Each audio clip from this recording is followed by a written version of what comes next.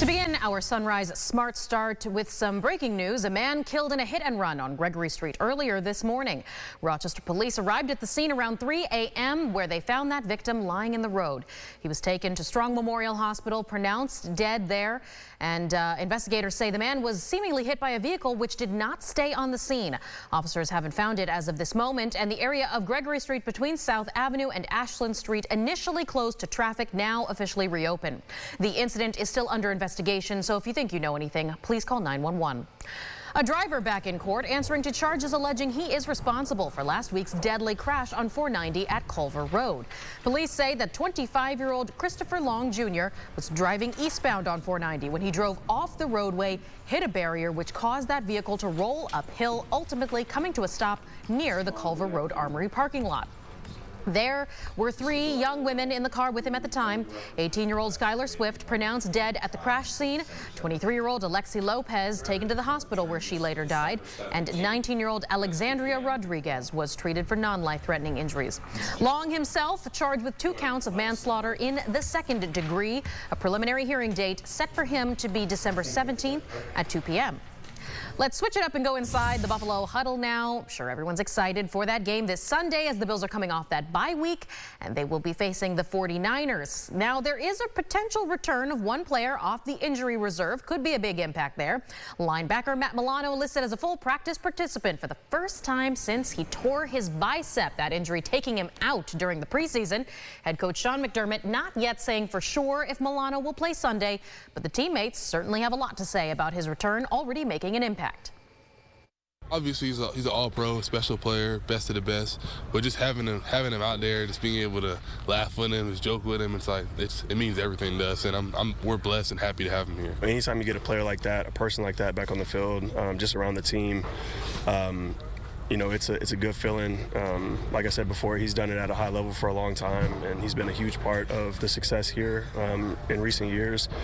So to have him back out there, you know, just as a teammate, as a friend on a personal level, it's a great feeling. You know, I'm excited to get back to work with him. Well, a couple other key injury updates from Buffalo. Wide receiver Keon Coleman also made his return to practice, and defensive tackle Dwayne Carter had his 21-day return to practice window opened today. They're certainly working hard, getting ready for Sunday, James. Yeah. I hope everyone here is getting ready to bundle because those stands will be cold. Yeah, that's right. And maybe snowy as well, as we've got lake effect snow that will develop over the next few days. So it should be an interesting one. Definitely a weather game, I'm thinking. If not because of the snow, because of the cold. Temperatures today, not too bad, mid-30s for you. Below average, though. We're not going to get to that average high of 44 degrees. And we stay on the cooler side both Saturday and Sunday. We'll have a look at that 8-day forecast coming up at the end of the show. Michaela. All right. Thank you, James. Well, if we haven't talked about snow enough, the city is already renewing its efforts to find lifeguards in Rochester for the summer season. There's still a continued need for those positions. After previously closing 2 pools, the city is coming up with ways to staff more lifeguards, hoping to open more in the future. All the lessons held at the Jackson R Center on North Clinton Avenue are through a new lifeguard development program where the leaders say that the goal is not only getting lifeguards up to speed for their certifications, but also expanding access for swimming in the city for our youth. The course is 6 classes, going to be held coming up in December. If you are interested, you have to be 15 or older, and we have all the information you need and ways to get in touch on our website, rochesterfirst.com. There's an outpouring of love and appreciation coming this Thanksgiving from SUNY Brockport students as one of their favorite faculty members is undergoing surgery. This is Diane Staub. She works as a cashier at the Harrison Dining Hall on campus. Students say she feels like their Brockport grandma, always with a smile on her face as she swipes in hundreds of students every day. Very recently, she went through an emergency stomach surgery, which has put her out of work. So this prompted the students to set up a GoFundMe account for Diane, already reaching nearly $1,500. The students say she feels like family. Every student, they want to name Harrison, our dining hall, Diane's Kitchen. And I think that's just amazing because it shows how much Diane is really appreciated here at SUNY Brockport. She's not only a Basque member, but she is family. The kids, it's like a college grandma, a grandma from far away, you know, just at college. She acts like family to all of us students here at SUNY Brockport. Right on point for the season of giving. Now, he says the ultimate goal here is to raise $10,000 for Diane's GoFundMe. Well, on holidays, especially like today, Thanksgiving, of course you're excited for that food, but maybe you want to watch what you're eating. It can be confusing at times how to make a balance. We did speak with a registered dietitian, learning some tips on how to keep that holiday health in mind. Aron Spitzer joins us live in studio with her advice. Aron. Michaela, Holly Jillian, a registered dietitian with URMC, says what you do before the actual Thanksgiving meal is especially important, specifically having breakfast. She says many people tend to skip breakfast in an effort to save calories for that big Thanksgiving meal, but that's not the best idea. Actually, having a solid breakfast, which Jillian says should include a fiber and protein, is an important step to help you make better decisions because you won't be as hungry come dinner time. And when dinner time does come around, she says grab your plate and start slow. Go with veggies and proteins first and then go for the foods with higher calories. She says this is important for staying on track with your dietary goals.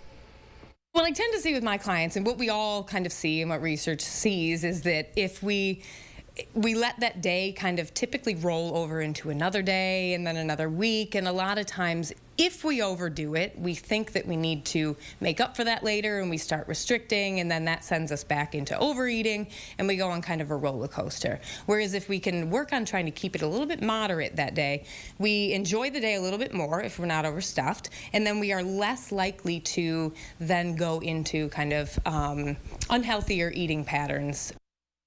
Excuse me for saying her name wrong earlier, but Gilligan adds, look forward to those leftovers. You may be able to forgo that second plate if you remember. You can have some more tomorrow. Guys, what do you think about that? Yeah, that's okay, Aron. You're just hungry. So are we. Leftovers.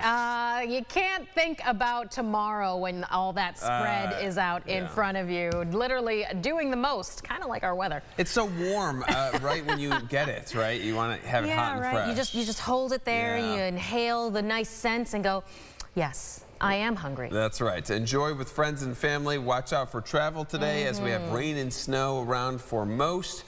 Temperatures generally stuck in the 30s. Going into tonight, that's when we find the end of those rain and snow showers, and lake effect gets ramped up. Your Black Friday, expect snow showers around, but none of it really accumulating, and there will be probably some partial sun.